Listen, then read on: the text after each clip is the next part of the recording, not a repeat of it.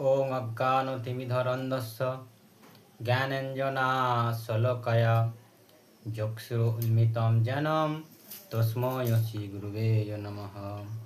श्रीचैतन्यमनःभीष्ट स्थापितं येन भूतले स्वयं रूपं कदा महदि ददाति स्वप्नपदान्तिकं।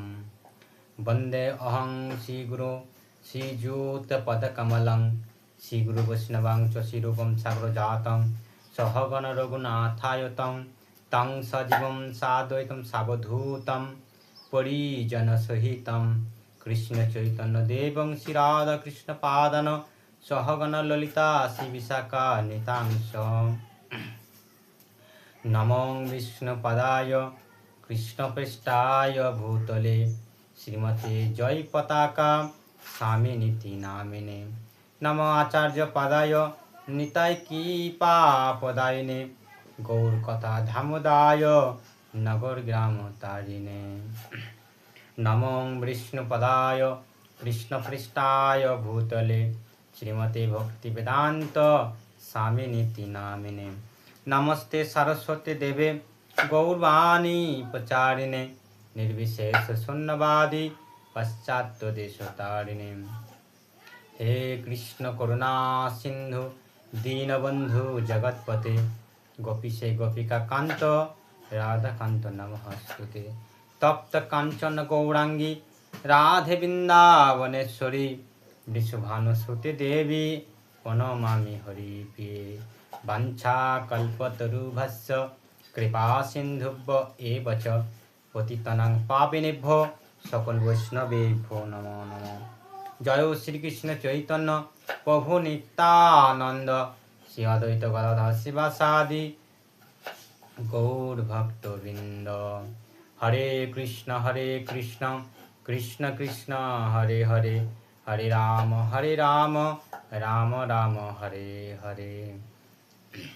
नारायणं नमस्कृत्य नरं चैव नरोत्तमं देवीं सरस्वती व्यासं तद् जयमुदीरये। ओं नमो भगवते वासुदेवाय ओं नमो भगवते वासुदेवाय। हरे कृष्ण। আজকে আপনাদের একটা গুরুত্বপূর্ণ ক্লাস আপনাদেরকে দেব বা শোনাবো। তো ক্লাসটি আপনারা থাম্বনেল দেখেছেন, বুঝতেও পেরেছেন যে কত ইম্পর্টেন্ট আছে এই ক্লাস।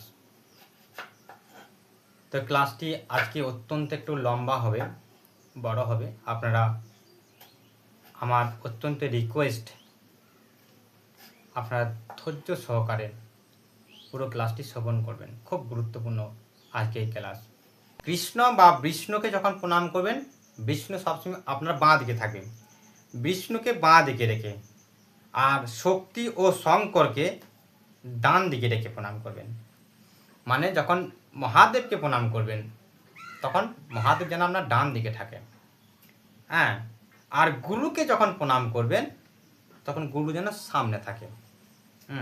অন্যথা এর অন্য উল্টো পাল্টা হলে প্রণাম নিষ্ফল হয়ে যাবে, কোনো ফল পাবেন না। সাধারণত আমি দেখি মহাদেবও সামনে থাকে, মহাদেবকে সামনে রেখে প্রণাম করে অনেক ব্যক্তি, অ্যাভেলেবেল ব্যক্তি। কীভাবে প্রণাম করতে জানে না, দেবদেবীকে কীভাবে প্রণাম করতে জানে না, সবাইকে সামনে রেখে প্রণাম করে, না, প্রণাম নিষ্ফল হয়ে যাচ্ছে।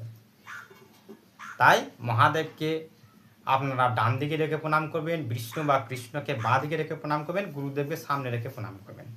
বোঝা গেল?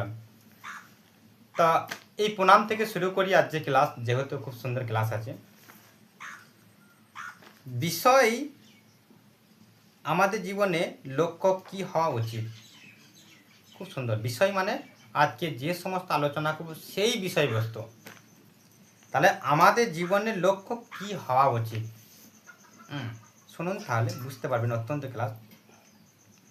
সাধারণত বেশিরভাগ মানুষ দেহের সুখ এবং ভোগ ঐশ্বর্যের মধ্যে জীবন কাটাতে চায়। এটা কিন্তু একদম বাস্তব কথা। এই পৃথিবীতে 80% মানুষ দেহের সুখ ভোগ ঐশ্বর্যের মধ্যে জীবন কাটাতে চায়। পরলোক, আমি যদি মুকেশ আম্বানি হতাম খুব ভালো হতো, আমার যদি সচিন টেন্ডুলকারের সমান বা অমিতাভ বচ্চনের সমান যদি পয়সা থাকতো, কত অ্যাশ করতাম, কত ভোগ করতাম। ঠিক এরকম জীবন কাটাতে কিন্তু সব ব্যক্তিই চায়, কিন্তু ভক্তরা নয়। আমি একদম ভক্ত থেকে বলছি না। তো এরকম ঐশ্বর্যের মধ্যে জীবন কাটাতে চায় সারা মানুষ, কিন্তু মানুষের ইন্দ্রিয় তৃপ্তির জন্য এই পৃথিবীতে অনেক উপভোগের বিষয় রয়েছে। মানুষের ইন্দ্রিয় তৃপ্তির জন্য এই পৃথিবীতে অনেক উপভোগের বিষয় রয়েছে। তার থেকেও অন্য লোকগুলিতে, বিশেষ করে স্বর্গলোকে প্রচুর উপভোগ বিষয় রয়েছে। সত্যি তাই, স্বর্গে এখানে এই জায়গাতে কি আর সুখভোগ রয়েছে? স্বর্গে যা সুখভোগ রয়েছে এর 100%-এর মধ্যে এখানে 10% আছে। 90% সুখভোগ রয়েছে স্বর্গে। এখানে কি সুখভোগ রয়েছে? তার থেকে হাই লেভেলে, উঁচু পরিমাণে সুখভোগের সব কিছু পরিপাটি সরঞ্জাম স্বর্গের লোকে রয়েছে। প্রচুর পরিমাণে উপভোগ করা রয়েছে, তাই বেশিরভাগ মানুষ স্বর্গে যাওয়া আশা করে। সত্যি তাই। দেখবেন জানে না, শুনে না, সে কি কাজকর্ম করছে না করছে, একটাই কথা, মারা গেলে সে যেন স্বর্গে যায়, বা ওনার কথা অনুপাতে যেন সে স্বর্গে চলে যাবে। সে কি কর্ম করেছে না করেছে সে দেখলো না। হ্যাঁ, মানে কর্ম কোনো বেটাকে ছাড়ে না। হ্যাঁ, এমনকি দেবতাগণরাও নিজে নিজে বলছে বলছে কর্ম আমাদেরকে পর্যন্ত ছাড়ে না। এমনকি ব্রহ্মা উনি নিজে বলছেন যে কর্ম আমাকেও পর্যন্ত ছাড়ে না। তা কর্মফল আমাদেরকে ভোগ করবে, কিন্তু আমাদের এই জড় জগতের বা এই পৃথিবী লোকের মানুষ বেশিরভাগটাই অকর্ম কুকর্মতে ব্যস্ত, কিন্তু দেখবেন আশা করে বসে আছে আমি স্বর্গে যাব। হ্যাঁ, তারপরে নিজের আত্মীয় স্বজনরা, মানে মানুষ মারা গেল, তার কি গতি হলো সেটা বিচার করার ক্ষমতা নেই। মনে মনে ভেবে নিচ্ছে আমার পিতা স্বর্গীয়, বা বাড়ি স্বর্গে চলে গেছে, আমার জ্যাঠামশাই স্বর্গীয়, স্বর্গে চলে গেছে। না না বাবা, স্বর্গে যাওয়া এত সহজ ব্যাপার নয়। স্বর্গে তো সবাই যেতে চায়, স্বর্গেতে প্রচুর পরিমাণে সুখ রয়েছে, কিন্তু স্বর্গে কি যাওয়া যায়? স্বর্গে যেতে হলে কি করতে হবে? তা স্বর্গে যাওয়ার জন্য পূর্ণ কর্ম করতে হবে। স্কুল, কলেজ, হাসপাতাল, এরকম প্রচুর পরিমাণে দান ধ্যান করতে হয়। এগুলো হচ্ছে পূর্ণ কর্ম। এই পূর্ণের প্রভাবে আপনি স্বর্গলোক যেতে পারবেন। কিন্তু যারা শুদ্ধ ভগবত ভক্ত, নিরন্তর ভগবানের সেবা করে, তারা কিন্তু স্বর্গে যাবে না। স্বর্গটা না দেখা যায় তুচ্ছ। কিন্তু যারা স্বর্গে যেতে চায় বা ইচ্ছুক, বেঁচে থাকতে থাকতে আশা করে বসে আছেন, তো তারা বিশেষ করে দান ধ্যান করুন, মানুষদেরকে সাহায্য করুন, স্কুল করে দেন, কলেজ করে দেন, হাসপাতাল করে দেন। কেউ খেতে পাচ্ছে না তাকে নিয়ে যান, চাল কিনে দেন, ডাল কিনে দেন। দেখবেন এরকমভাবে করতে থাকুন, অবশ্যই স্বর্গে যাবেন।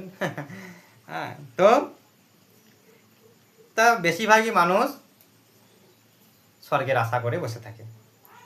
কিন্তু এই জড় ব্রহ্মাণ্ডে 14টি লোকে বিভক্ত। আমি এই বিষয়ে অনেক ক্লাস করেছি কিন্তু আমাদের ব্রহ্মাণ্ডের ব্যাপারে, তাই আমি বিশেষ করে কিছু বলছি না। তো এই জড় ব্রহ্মাণ্ডে, আমরা যে ব্রহ্মাণ্ডে বাস করছি, 14টি লোক রয়েছে। তা এই ব্রহ্মাণ্ড যদি একটি বহুতল বিশিষ্ট বিল্ডিং হিসাবে ধরা হয়, দেখুন কি সুন্দর বোঝাচ্ছে। তো ধরুন না, ব্রহ্মলোক থেকে শুরু করে পাতাল অবধি এটা ধরুন একটা বিল্ডিং, 14 তলা বিল্ডিং ধরুন, যেহেতু 14টা লোক রয়েছে তাই 14 তলা বিল্ডিং ধরুন। হ্যাঁ, তাই বহু বিশিষ্ট বিল্ডিং হিসাবে যদি ধরা হয়, তাহলে গ্রাউন্ড ফ্লোর বা নিচের তলে রয়েছে ভূলোক। গ্রাউন্ড ফ্লোরের নিচে রয়েছে ভূলোক, মানে এই পৃথিবী লোকটা, এটা হচ্ছে ভূলোক। এখানে রয়েছে ভূলোক, তারও নিচে আরও 7টি লোক, আর ভূলোকের উপরে আরও 6টি লোক। তাহলে এই টোটাল 14টি লোক নিয়ে এই জড় ব্রহ্মাণ্ড। তো যিনি যে ফ্লোরেই থাকুন না কেন, যে কোনো ব্যক্তি যে ফ্লোরেই থাকুন না কেন, ফ্লোর মানে পৃথিবী বুঝবেন, কিন্তু আমি বোঝাচ্ছি ফ্লোর দিয়ে। তো যিনি যে ফ্লোরে থাকুন না কেন, তিনি যদি এই জড়জগতে বাইরে বেরোতে চান, তাহলে তাকে অবশ্যই গ্রাউন্ড ফ্লোরে আসতে হবে। খুব সুন্দর কথা। তো তাকে অবশ্যই গ্রাউন্ড ফ্লোরে আসতে হবে, অর্থাৎ পৃথিবীতে। দেখেছেন? তাই এই 14 লোকের মধ্যে সব লোকেই এত সুখ ছন্দটা থাকার সত্ত্বেও সেখান থেকে কিন্তু ভাগবত ধামে ফিরে যাওয়া অত্যন্ত কঠিন। কিন্তু সব থেকে সহজ উপায় ভাগবত ধামে ফিরে যাওয়া, সেটা হলো এই ভারতবর্ষ বা এই ভূলোক বা মনুষ্যলোক বা পৃথিবী। তো এই পৃথিবী থেকে আচার্যগণরা, দেবতাগণ সমস্ত, এমনকি কৃষ্ণও পর্যন্ত বলছে, ব্রহ্মা বলছে, মহাদেব বলছে যে এই পৃথিবী থেকে খুব সহজেই যদি মানুষ ইচ্ছা করে তার জীবনকে সার্থক করে ভাগবতধামে ফিরে যেতে পারে। কিন্তু স্বর্গে থেকেও যাওয়ার রাস্তা রয়েছে, কিন্তু অত্যন্ত কঠিন। কেন কঠিন? না, ওইখানে রতি সুখ প্রচুর। রতি কথার অর্থ কি? কাম। কামের সুখের উপর তার পৃথিবীতে বর্তমান কিছু সুখ নেই, মানুষের কাছে ওইটাই হচ্ছে সব থেকে বড় সুখ। তো স্বর্গে সেটা অ্যাভেলেবেল, আপনি যখন চাইবেন যে কোনো সময়ে যে কোনো অপ্সরার সাথে যদি আপনি আপনার যৌনক্রিয়ার লিপ্ত হতে চান তো হতে পারেন। স্বর্গের কামরতি সুখ প্রচণ্ড। শুধু তাই নয়, আরও অনেক কিছু। তা এই রকম সুখ থাকার পরেও কি করে জড় ব্রহ্মাণ্ডে ত্যাগ করে বা স্বর্গলোক থেকে বৈকুণ্ঠে যাবেন? কারণ এই পৃথিবীতে এই সুখটা নাই।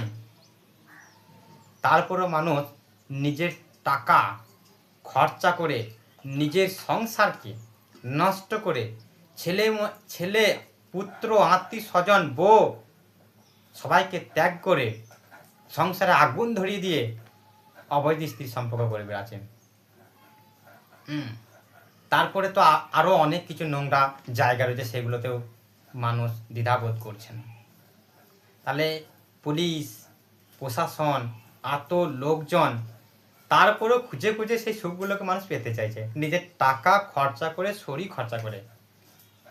তাহলে এইখানে এত গার্ড দেওয়ার সত্ত্বেও সেই রতি সুখ খুঁজে বেড়াচ্ছে, ভাগবতধামে যাওয়ার সুযোগ তারা পন্থা খুঁজছে না।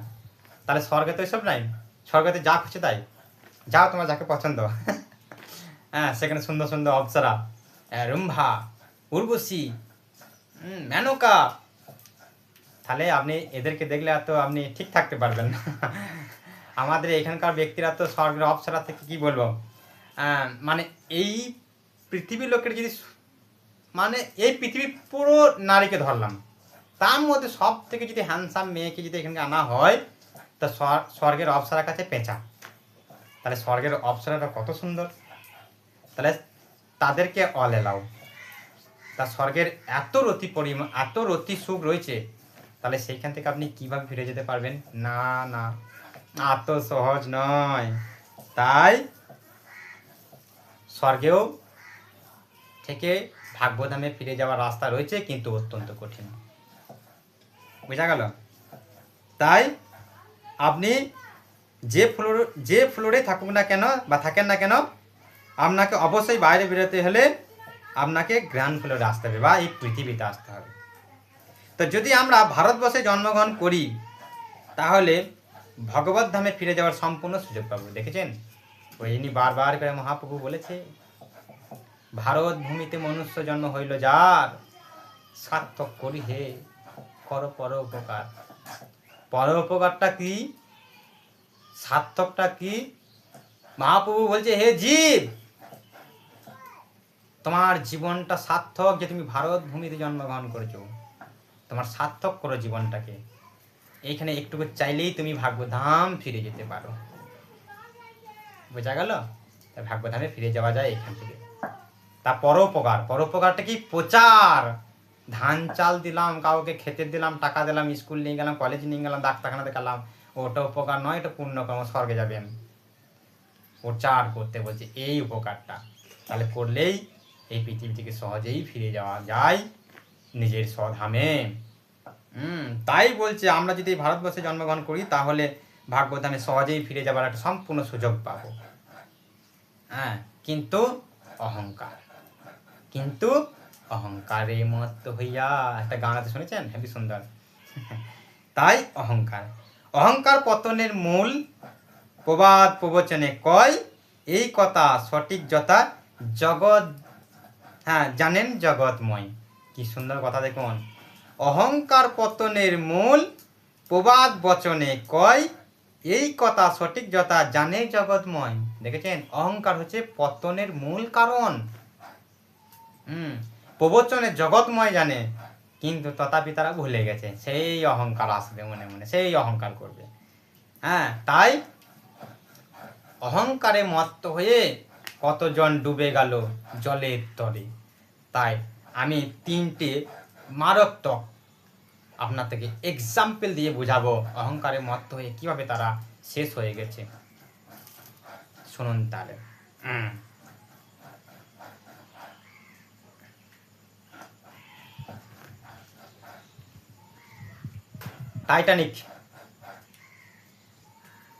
টাইটানিক জাহাজ নাম কমপক্ষে অবশ্যই মানুষ শুনে। টাইটানিক জাহাজ যখন বানানো হয়েছিল, যে বানিয়েছিল তাকে বলেছিলেন বা বলা হয়েছিল যে এই জাহাজ কি কোনোদিন ডুববে না।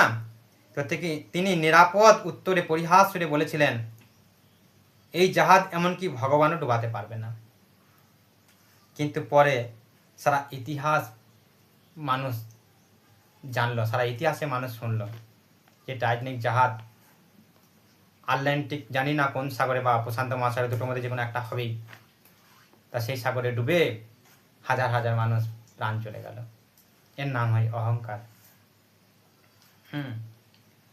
ঠিক আর একটা উদাহরণ আমি আপনাদেরকে দিচ্ছি। ট্রেন ক্রেনেডো নেভেস নামটা অবশ্যই শুনেছেন। ট্রেন ক্রেনেডো নেভেস ব্রাজিলের প্রেসিডেন্ট প্রার্থী।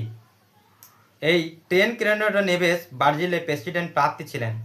তিনি নির্বাচনের প্রচারের সময় বলেছিলেন, আমার দল জন্য কোনো চিন্তা নেই, দলের জন্য 5 লাখ ভোট আমি নিশ্চিত পাব। এমনকি ভগবানও আমাকে আটকাতে পারবে না। হ্যাঁ, ঠিক প্রেসিডেন্ট তিনি সেই 5 লাখ ভোট পেয়েছিলেন। তিনি প্রেসিডেন্ট পদে হওয়ার জন্য তিনি রেডি হয়ে গেলেন। হঠাৎ নেভেস ভোট পেয়ে বিজয়ী হয়ে তিনি এমন আনন্দ উন্মাত্রা হয়ে উঠলেন, একদিন হঠাৎ করে তিনি অসুস্থ হয়ে পড়লেন এবং প্রেসিডেন্ট হওয়ার ঠিক আগের দিন তিনি মারা যান। বোঝা গেল? বুঝতে পারলেন অহংকার? তো ঠিক এই ট্রেন ক্রেনেডো তিনি অহংকার করে বলেছিলেন, আমার জনপ্রার্থীতে 5 লাখ ভোট কেউ আটকাতে পারবে না, আর আমাকে প্রেসিডেন্ট পদ থেকে কেউ সরাতে পারবে না। হয়তো তিনি 5 লাখ ভোট পেয়েছিলেন, প্রেসিডেন্ট হয়ে রেডি হয়ে গেছিলেন, কিন্তু যেদিন প্রেসিডেন্ট জয়েন করবে তার আগের দিন তিনি মারা যান। অহংকার। তো শুনুন, আর একটা উদাহরণ আপনাদেরকে দিচ্ছি। বিখ্যাত গায়ক এগনোর মিরান্ডা কাজওয়া, সেই বিজিয়ানের কবি গায়ক, তিনি স্টেজে একটা সিগারেটের লম্বা টান দিয়ে ধোঁয়া ছেড়ে বলেছিলেন, ভগবান এটা তোমার জন্য। অহংকার করে বলেছিলেন। তো তিনি ফুসফুস আক্রান্ত বিশাল মর্মান্তিক ক্যান্সার রোগে ভয়াবহ মৃত্যুবরণ করেন। অহংকার। আর একটা প্রমাণ আবার দেব। এটা সব থেকে বড় প্রামাণিক, সারা ইতিহাসের নাম চাপানো আছে। সারা পৃথিবীর মানুষ এর অহংকারকে স্যালুট করেছিল যে হ্যাঁ, তবু কিন্তু মানুষ চিতে না, মানুষ তবু সোজা পথ ধরে না। দেখুন, শুনুন, নামটা সবাই জানেন, 100%-এর মধ্যে 99% মানুষ জানেন, মাইকেল জ্যাকসন। এই মাইকেল জ্যাকসন 150 বছর বাঁচতে চেয়েছিলেন। তিনি চেয়েছিলেন আমি 150 বছর চাবো, চ্যালেঞ্জ ছুড়ে দিয়েছিলেন সেই মাইকেল জ্যাকসন। কারো হাতে হাত মেলাবার সময় তিনি দাস্তানা পরতেন, অর্থাৎ হাতে কভার পরতেন। মুখে মাস্ক লাগাতেন। নিজের দেখাশোনা করার জন্য বাড়িতে 12 জন ডাক্তার নিযুক্ত ছিল। ওনাকে দেখাশোনা করার জন্য বাড়িতে সব সময়ের জন্য 12 জন ডাক্তার ছিল। ডাক্তার রেখেছিলেন, যারা তার মাথা থেকে চুল পর্যন্ত, নখ পর্যন্ত প্রতিদিন পরীক্ষা নিরীক্ষা করতেন। লাইব্রেরিতে পরীক্ষা করে এবং তার খাবার খাওয়ানো হতো। যে খাবারটা আসতো ওনার জন্য হাজারবার ল্যাবরেটরিতে সেটা পরীক্ষা হতো, তারপর ওনাকে খাওয়ানো হতো। প্রতিদিন ব্যায়াম করানোর জন্য 15 জন লোক ছিল মাইকেল জ্যাকসনকে। মাইকেল জ্যাকসন 150 বছর বেঁচে থাকার লক্ষ্য এগিয়ে চলে গিয়েছিলেন বা যাচ্ছিলেন, জীবন শুরু করেছিলেন 150 বছর বাঁচব। তো যাই হোক, এই অক্সিজেনযুক্ত বেডে ঘুমাতেন নিজের জন্য। ভালো করে জিনিসটা বুঝবেন, যে বেডটাতে উনি ঘুমাতেন সেটা অক্সিজেনযুক্ত ছিল। এই অক্সিজেনযুক্ত বেডে ঘুমাতেন নিজের জন্য। অর্গান ডোনার রেডি করে রেখেছিলেন। অর্গান ডোনার কথার অর্থ হচ্ছে শরীরের যত রকম অঙ্গ প্রত্যঙ্গ যা মানুষ আছে সেগুলোকে উনি আলাদা জায়গায় বিদেশ থেকে কিনে, ফুসফুস, কিডনি, লাঞ্চ, যত রকম প্রকার আছে সব তিনি রেডি করে রেখেছিলেন তার মাথার শীতেনে। হ্যাঁ, সব রেডি করে রেখেছিলেন, তাই বলছে অক্সিজেনযুক্ত বেডে শুয়ে থাকতেন। হ্যাঁ, আর অর্গান ডোনার রেডি করে রেখেছিলেন, যাদেরকে সমস্ত খরচ নিজে বহন করতেন। সেই খরচ তিনি নিজে বহন করতেন, যাতে হঠাৎ করে দরকার পড়লেই তারা কিডনি, লাংস এবং চোখ ইত্যাদি অর্গান সেই মাইকেল জ্যাকসনকে দিতে পারে। পারলেন না, হেরে গেলেন। মাত্র 50 বছর বয়সে বা 50 বছরে জীবন 50 বছর জীবনে তিনি হেরে গেলেন। 25শে জুন 2009 সালে ওনার হৃৎপিণ্ড স্তব্ধ হয়ে গেল। মাইকেল জ্যাকসনের হৃৎপিণ্ড 25শে জুন 2009 সালে ওনার হৃৎপিণ্ড স্তব্ধ হয়ে গেল। নিজের ঘরে থাকা 12 জন ডাক্তার চেষ্টা করেও কোনো লাভ করতে পারলেন না, হার মেনে গেলেন। তো লস এঞ্জেল ক্যালিফোর্নিয়া এর কথা হচ্ছে একটা বড় শহর। এর নামটা যেটা বলছি, এই যে লস এঞ্জেল ক্যালিফোর্নিয়া একটা বড় শহর। সেই শহরে সমস্ত ডাক্তার একত্র চেষ্টা করেও তাকে বাঁচাতে পারলেন না। জীবনের শেষে 25 বছর ডাক্তারের পরামর্শ ছাড়া এক পাও চলতেন না। যে নিজেকে 150 বছর বাঁচার স্বপ্ন দেখতেন, তার স্বপ্ন আধুরাই রয়ে গেল। মাইকেল জ্যাকসন অন্তিম যাত্রা, শুনুন ভয়ঙ্কর দৃশ্য। মাইকেল জ্যাকসনের অন্তিম যাত্রা 2.5 যখন উনি মারা যান, সেই সময়টাতে অন্তিম যাত্রার সময় যখন ওনাকে শ্মশানে নিয়ে যাওয়া হয়, তখন সেই মুহূর্তে 2.5 মিলিয়ন লোক লাইভ দেখেছিলেন। চিন্তা করতে পারছেন? 2.5 মিলিয়ন লোক লাইভ দেখেছিলেন, যেটা আজ পর্যন্ত সব থেকে বড় লাইভ স্ট্রবেরি ছিল। মৃত্যুদিন অর্থাৎ 25শে জুন 2009, 3:15 PM, 3:15 PM, বুঝলেন? তো এখানে লেখা আছে ইউপিডিয়া, টুইটার, আমেরিকা, ইন্ডাকশন অনলাইন। ভালো করে শুনুন, ইউপিডিয়া, টুইটার, আমেরিকার অনলাইন তখন বন্ধ হয়ে গেছিল। গুগলে সেই সময়ে আমেরিকার পজিশনটাতে, সেই টাইমে গুগলে সারা পৃথিবীর মানুষ টোটাল 8 লক্ষ লোক একসাথে মাইকেল জ্যাকসনকে সার্চ করেছিলেন। চিন্তা করতে পারছেন? 8 লক্ষ লোক একসাথে মাইকেল জ্যাকসনকে সার্চ করেছিলেন। অতিরিক্ত রিচার্জের জন্য গুগল লাইফ লাইন জ্যাম হয়ে গিয়েছিল। প্রায় 2.5 ঘন্টা গুগল কোনো কাজ করেনি। ওই মানুষটাকে শুধু একবার দেখার জন্য, এত ফ্রেন্ড ছিলেন মানুষের কাছে,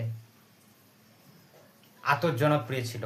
8 লক্ষ মানুষ একবারে গুগলে রিসার্চ করেছিলেন তো লাইফ লাইন জাম হয়ে গেছিল, 2.5 ঘন্টা কোনো কাজ করেনি। মৃত্যুকে চ্যালেঞ্জ জানাতে গিয়ে নিজেই চ্যালেঞ্জের কাছে হেরে গেলেন। অহংকার শয়তানের অলংকার, অহংকার শয়তানের অলংকার। মনে রাখবেন, অহংকার শুধুমাত্র শ্রেষ্ঠাকেই মানায়, সৃষ্টিকে নয়। মহান সৃষ্টিকর্তা অহংকারীকে খুবই অপছন্দ করেন। তাই কোনো কিছু অহংকার করবেন না, না টাকা, না পয়সা, না ঘর বাড়ি, না জমি জায়গা, কোনোটাই কিছুই নাই। উচ্চ শিক্ষিত, না নিজের রূপ, না নিজের অজ্ঞান, কোনোটাই না। সর্বদা কৃষ্ণ চেতনায় থেকে জীবন অতিবাহিত করুন এবং অন্তিমে ভগবানের নাম নিয়ে তার নেত্রধামে সদা সর্বদার জন্য গমন করুন। আর হরে কৃষ্ণ। একটা কথা বলি, এই যে স্বর্গলোকে যে দেবতাগণরা আসছে, আমরা তো এই ভারতবর্ষে এসেছি, ভারতবর্ষে আসার পরেও এর মাহাত্ম্য আমরা কিছুই বুঝতে পারি না। কিন্তু বুঝে অন্য উঁচুতরে গ্রহলোকের লোকরা বা দেবতাগণরা বা ঋষিগণরা।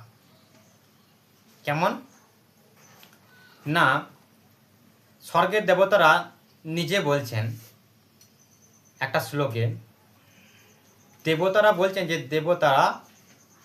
দেবতারও ইচ্ছে করে মানুষ হইতে, শ্লোকটা আমার ভালোভাবে মনে পড়ছে না, দেবতারও ইচ্ছে করে মানুষ হইতে, মানুষ হইয়া কেন যাব 84 লক্ষ জনিতে। দেখেছেন, দেবতাগণরা পর্যন্ত এই পৃথিবীতে আসতে চাইছে। কত সুযোগ এই পৃথিবীতে। আপনি হয়তো প্রশ্ন করতে পারেন, দেবতাগণরা তো অতি সুখে রয়েছে, অতি আনন্দদায়ক রয়েছে, তা ওখান থেকে ভাগবধাম যাওয়া যাচ্ছে না কেন? না, আমি আগে ক্লাসে তো বললাম কি কারণে যাওয়া যাচ্ছে না। শুধু কি দেবতারা ওইসব কাজে লিপ্ত? না না না, দেবতাদিকে বড় বড় পদ দেওয়া হয়েছে, পদ, জায়গা। দেবরাজ ইন্দ্রকে বৃষ্টি, তারপরে ধনেরাজ কুবরকে দিয়েছে অর্থের, সরস্বতী দেবীকে দিয়েছে বিদ্যা, বরুণ দেবকে দিয়েছে জলের, দুর্গা দেবীকে দিয়েছে বসামাতা, ব্রহ্মাকে দিয়েছে সৃষ্টিকর্তা। ঠিক এরকম সমস্ত দেবতারা এক একটা জায়গা, পদ, বড় বড় পদ সামালছে। তারা পদ নিয়ে শশব্যস্ত। তা কখন ভজন করবে, কখন ভগবানের সাধন করবে, কিভাবে ফিরে যাবে? তারপর সেই আনন্দের মধ্যে দিয়ে দেখবেন, একটা এক্সাম্পল দিই আপনারা, যারা কোটিপতি বড় লোক তারা চট করে ভক্ত হতে চায় না। কেন না? অতি সুখ শান্ততা থাকার জন্য।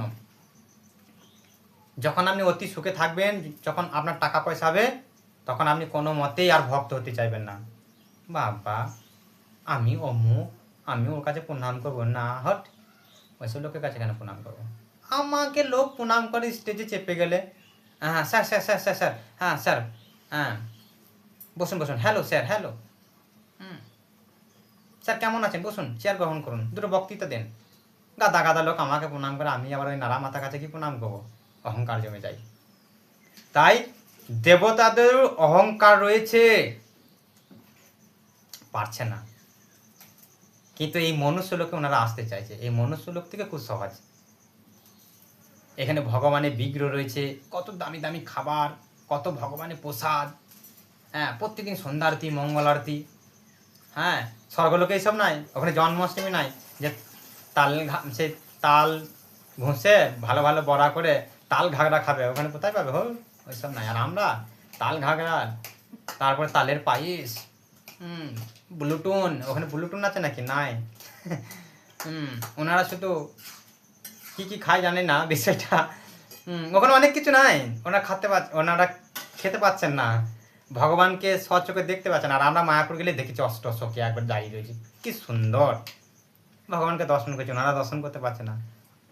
ওনারা শুধু কামে ব্যস্ত, কাজে ব্যস্ত, নিজের স্ত্রীর প্রতি আসক্ত হয়ে ব্যস্ত, কেউ ছলনায় ব্যস্ত, কেউ কলনায় ব্যস্ত, কত কি যখন দেখবেন। আবার কেউ কেউ বিমান নিয়ে ভালো ভালো কোনো মানে চিন্ময় টাইপের এক প্রকার বিমান আছে, জানি না, তো এই বিমান নিয়ে তার বউকে নিয়ে চলে গেল উঠতে, কোথায় চলে গেল কোনো ঠিক নাই, কদিন বাদে ঘর আসবে।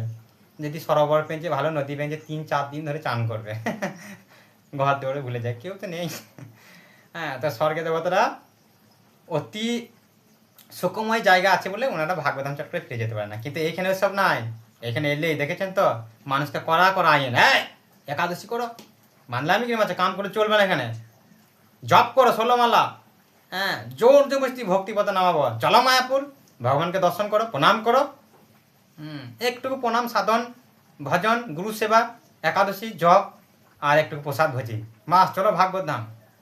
তাই স্বর্গে দেবতারা ইচ্ছা করছে, যা স্বর্গে দেবতারা কি একটা সুলভ বললাম, আমার একটু আগেই বললাম মনে নেই, দেবতারও ইচ্ছা করে মানুষ হইতে মানুষ হইয়া কেন যাবো 84 লক্ষ জনি। ওনারা বাবা যদি মানুষ হতে গেলে তো বাবা 84 লক্ষ জনি, হ্যাঁ কারণ কেন বলুন তো, আমরা তো অনেকজন আছি ভজন করি না, তাই কে সব যায়, তাহলে 84 লক্ষ জনি আবার যেতে হবে।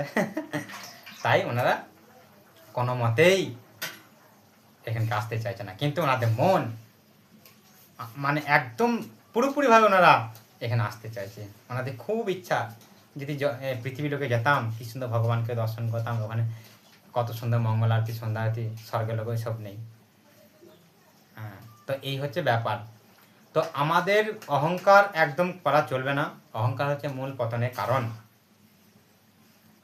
ঠিক আছে। আর অবশ্যই আমাদের একটা জিনিস জানতে হবে,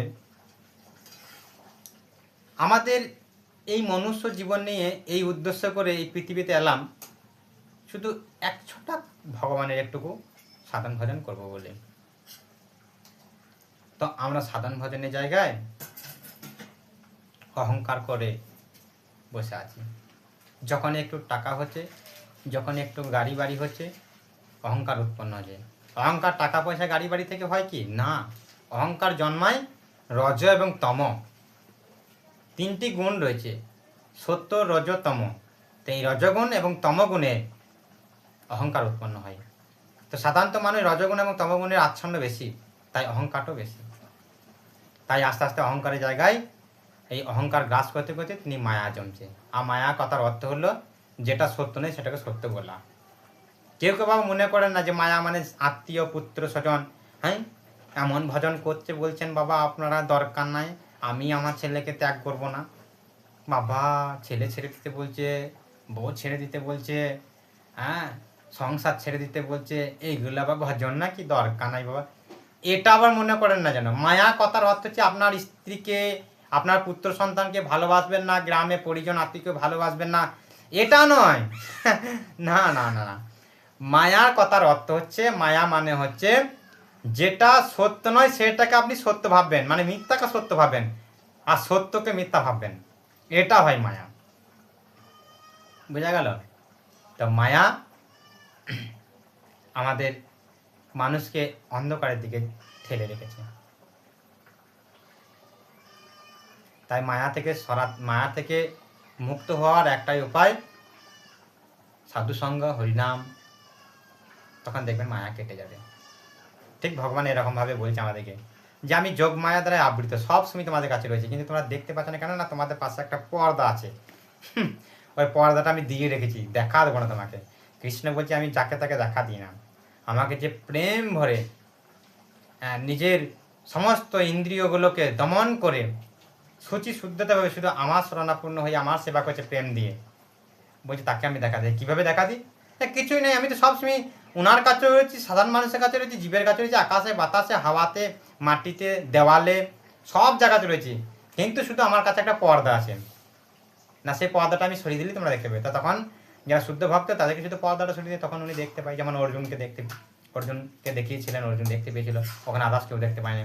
বহুপাত আন্তর্জাতিক কৃষ্ণ ভাবনামিতে সংঘর্ষে প্রতিষ্ঠাতা আচার্য কৃষ্ণ কৃপা শ্রীমূর্তি ছিল এসি অভয় চরণারবিন্দ ভক্তি বেদান্ত স্বামী বহুপাত, উনি দেখেছিলেন, কিন্তু আদার্স অন্য কেউ দেখেনি। একবার বহুপাত ভোগ লাগাচ্ছেন, 2টো আসন দেওয়া হয়েছে, একজন ওনার সব পার্শ্বদ ছিলেন, তা উনি 2টো আসন পেতেছেন, বলছে 3টে আসন বসান। গুরুদেব আজকে 3টে আসন কেন? দেখছেন না নারদ মুনি এসছে, উনি দেখতে পাচ্ছেন কিন্তু উনি দেখতে পাচ্ছেন না, না ওনাকে পর্দা সরিয়ে দিয়েছে, ওনার কাছে পর্দা আটকানো হচ্ছে। হ্যাঁ বোঝা গেল? তো ঠিক তেমনি আমরা যখন মায়াপুরে যাই একটুকু লেট করে ফেলে দেখি পর্দা পড়ে গেছে, আর রাধা মাধবকে দর্শন করতে পারে না, কিন্তু রাধা মাধব ওই ধারি রয়েছে, কিন্তু দেখতে পেয়েছি না, শুধু ঝিলঝিল একটা কাপড় দেখতে পেয়েছি। হ্যাঁ ওইটাই মায়া। কিন্তু যখন পুরোহিত যখন ওইটাকে সে পর্দাটাকে সরায়, তখন আমরা সপুষ্টিভাবে দেখেছি অষ্টসখী কি সুন্দর একবার সিঙ্গার দিয়ে দাঁড়িয়ে আছে। তা ঠিক ভগবান সবার কাছে রয়েছে, শুধু একটা পর্দা দ্বারা আবৃত। একটু ভালোবাসুন ভগবানকে, দেখবেন ভগবান আপনাকে দেখা দিতে পারে বা দেখতে পাবেন। কিন্তু মায়া থাকলে কি হবে সেটা সম্ভব নয়। তাই সত্যকে মিথ্যা বলে মনে হবে। যেমন আমি আসল সত্য কথা, যাদের পৃথিবীতে যত ভাগবত ভক্ত প্রচার করছে মানুষ, যত বক্তা, যত পাঠক, সব ধীর সত্য কথা বলছে। কিন্তু দেখুন অনেক মানুষ অন্ধ মতো বসে আছে, এবার গাঁট মেরে, না ওগুলো সব জল্পনা কল্পনা। কেন? মায়া গ্রাস করে ফেলেছে, অলরেডি গিলিয়ে দিয়েছে, একটু পরে বাকি আছে, বেশি নাই। কেন আর বিশ্বাস করবে না উনি? কারণ সত্যটা মিথ্যা। আর আপনি যদি বলুন গা এইখানে এই তান্ত্রিক এসেছে, বাবা তোর হাঁটু ব্যথা, চলো দেখাচ্ছি, যাবে কীরকম খরচা পড়বে? একটু খরচা বেশি হবে, কিন্তু হাঁটু ব্যথা চলে যাবে। তাও মোটামুটি বিশাল তান্ত্রিক তো, মুখে থেকে নাকি শুনছি হাঁটু থেকে কাঁচ বার করছে, লাইটে কাঁচ ভাঙা বের করছে, ব্রেক বার করছে। হ্যাঁ, ওই 8-10 হাজার টাকা পড়বে। ওরে বাপ রে, পেনশন পেয়েছি, ওটা কোনো ব্যাপার নাকি আমার কাছে, চলো। গিয়েছে, বাবা দেখো তো ওনারা ভণ্ড, সব কায়দা কেলি করে ভেলকি দেখিয়ে কাঁচ ব্রেক বাই করে দিচ্ছে। হ্যাঁ ভালো, অন্ধের মতো বিশ্বাস করেছে, জলপুরা পাতাপুরা কত কি খাই দেখবেন, ঢক ঢক করে গিলবে।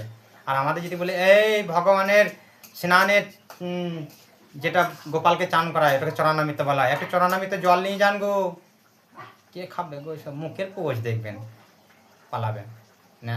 মায়া মায়া গ্রাস করেছে। হরিনাম সংকীর্তন হচ্ছে, পাশ দিয়ে পেরিয়ে যাচ্ছে ধান কাস্তে লাগিয়ে বাবারে, এক ফোঁটা মুখ ঘুরে তাকাবে না বাবা, মানে মুখে যেন তাকালেই মানে ওকে গরম জল হেঁচে দেবে, এরকম ভাবে ভাব আর কি। কিন্তু আজ আমার ডিস্কো ডান্সা কোথাও হচ্ছে, গান কত দূরে হচ্ছে তো কোনো ঠিক নাই। হ্যালো রাজু, কোথায় রয়েছিস? আজকে ফাংশন আছে। বাপরে, কোন কাল আমরা রেডি, তুই রেডি তো? হ্যাঁ, বয়স্ক ব্যক্তি, হ্যাঁ প্রায় 60 বছর বয়স, আমাদের গ্রামে দেখেছি, লুঙ্গি কুচি মেরে ভালো করে পরে বসে গেল, চলো ফাংশন, কাঁপছে শীতে। আমি একবার বললাম কাকু কোথায় যাবেন গো? বাবা একটু ফাংশন দেখে আস।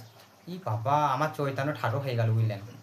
হ্যাঁ, একবার সোজা পার হয়ে গেল, আমি আবার ধরে নামিয়ে বাঁধলাম। আপনি এই ঠান্ডাতে ওই ডিস্কো ডান্সার দেখতে যাবেন? বাবা একটু দেখে আসি, কদিন বাঁচবো। হরিনাম করতে বলে, হ্যাঁ তা দেখিনি, ঘরে ঘুমোতে হবে, এখন খেয়ে দেয়, কাজ নাকি ঠান্ডা লাগিয়ে মরবো, শরীর খারাপ। দেখেছেন মায়া, মানে ওনাকেও হাফ গিলে দিন আর কি, হাফ লয় পুরো বো, মানে সাপে ব্যাংকে যেমন গ্রাস করে গিলে দিয়েছে। কেন? মায়া। কোনো মতে আপনি যতই বোঝান নেবে না। তা এই মায়া কিভাবে কাটবে, কিভাবে এই মায়া থেকে আপনারা মুক্ত পাবেন?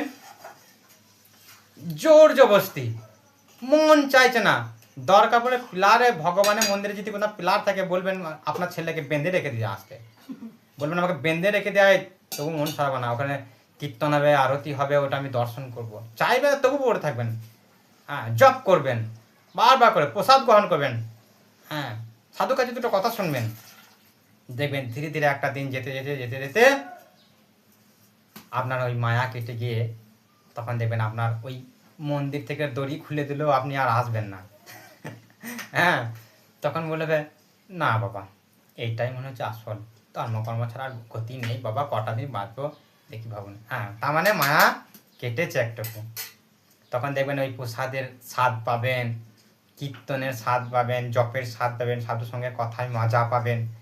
তখন দেখবেন ধীরে ধীরে ধীরে ধীরে আপনার ভগবানের লীলাবিলাস, ভগবানের কথা শুনতে ইচ্ছা করবে অনেক।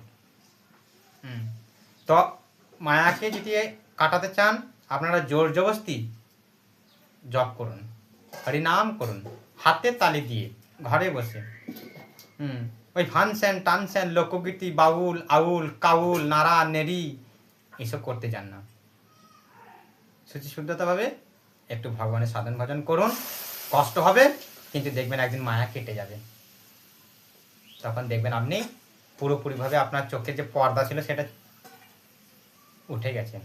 মানে সে চোখ ছোলায় না, পর্দা তুলে দিলে দেখবেন দেখতে পায়, হ্যাঁ বাবা আমি দেখতে পাচ্ছি গো।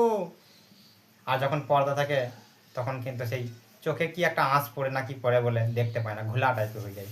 তা ঠিক মায়া তাই। তা ডাক্তারকে সাধু বা বৈষ্ণব মন্দিরে যাবেন, টাইম লাগবে হয়তো 8 মাস 9 মাস 1 বছর লাগতে পারে, কিন্তু একদিন আপনার চোখ ছুলিয়েই ছাড়বে। যেদিন চোখ ছুলে দেবে সেদিন দেখবেন রাধা মাধব আপনাকে কৃপা করেছে, ডাকছে। তখন আপনি আর ওই রাধা মাধবের সুন্দর অপূর্ব রূপ দেখে আপনি আর যাবেন না, আপনার ইচ্ছাই করবে না ভগবানের কাছ থেকে যেতে। আমি যেমন মায়াপুর যাই, হ্যাঁ মায়াপুর বেড়াতে গেলেই মনে হবে যে রাধা মাধবকে ছেড়ে যাবো না। 3 দিন 4 দিনে স্টোর করে ইচ্ছাকৃতভাবে আর 10-15 দিন থেকে যাই, এত ভালো লাগে কি বলবো। মনে হবে সত্যি বৈকুণ্ঠ থেকে অষ্টসখী রাধা মাধব গোলক থেকে এসে মনে হচ্ছে দাঁড়িয়ে আছে সেই দৃশ্য মায়াপুরে। তো এরকম অনেক পৃথিবীর প্রান্তে থেকে মানুষ ওই রাধা মাধবকে দর্শন করতে যায়। কিন্তু আরও অনেক মানুষ আছে তীর্থস্থান, টাকা আছে, অঢেল টাকা, গাড়ি বাড়ি কোটি কোটি টাকা, কিন্তু কোনোদিনও মায়াপুর যায় না, কোনোদিনও বৃন্দাবন যায় না, কোনোদিনও পুরী যায় না। উনি ইচ্ছা করলে আমাদের থেকে বেশি তীর্থ করতে পারেন, কিন্তু যাবে না। লক্ষ লক্ষ কোটি কোটি টাকায় ব্যবসায় জলের মতন ভেঙে পড়ে। আজকে এটা করেছি ওটা করেছি, 30 লাখ টাকা খরচা করেছি, 12 লাখ টাকা খরচা করেছি, কিন্তু হলো না গো, জলে বানে নিয়ে ডুবিয়ে নিয়ে চলে গেল। কিন্তু কোনো দুঃখ নয়, যদি 2টো ডাম্পার একটা বড় জেসিবি মেশিন যদি হর হর করে অজয় নদী বানের ডুবিয়ে নিয়ে চলে গেছে, কোথায় বালিতে ঢাকা গেছে কোনো ঠিক নেই, কিন্তু দুঃখ নেই, যাক না আবার করবো। কিন্তু 10,000 টাকা খরচা করে বৃন্দাবন ঘুরতে যাবে না কোনো শুদ্ধ ভগবত ভক্তদের সাথে, না, কি দরকার হলো করে। তো যাই হোক, আজকে এইটুকুই। হরে কৃষ্ণ, আপনারা ভালো থাকবেন, সুস্থ থাকবেন, হরি বল।